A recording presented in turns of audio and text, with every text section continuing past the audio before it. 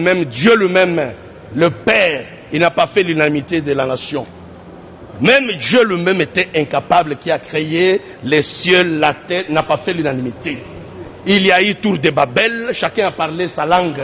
Mais c'est au finish qu'on a repéré qui sont les prophètes et les vrais et les meilleurs. Donc pour nous, nous disons aujourd'hui, ceux qui acceptent, qui comprennent aujourd'hui que réellement FCC était miné par les caciques et qui sont au nombre de 5, tous professeurs.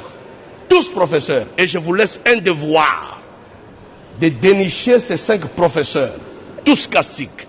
L'un est du Bandundu, 2 sont de l'espace du Kasaï, l'autre est du Sud Kivu et le dernier est du Maniema. Dès que vous me trouvez ces caciques, je crois que cette république va marcher. Donc nous mettons fin à cette politique caciquéenne. Ça doit s'arrêter. Nous venons de confirmer au monde entier la République doit marcher au détriment des intérêts des caciques.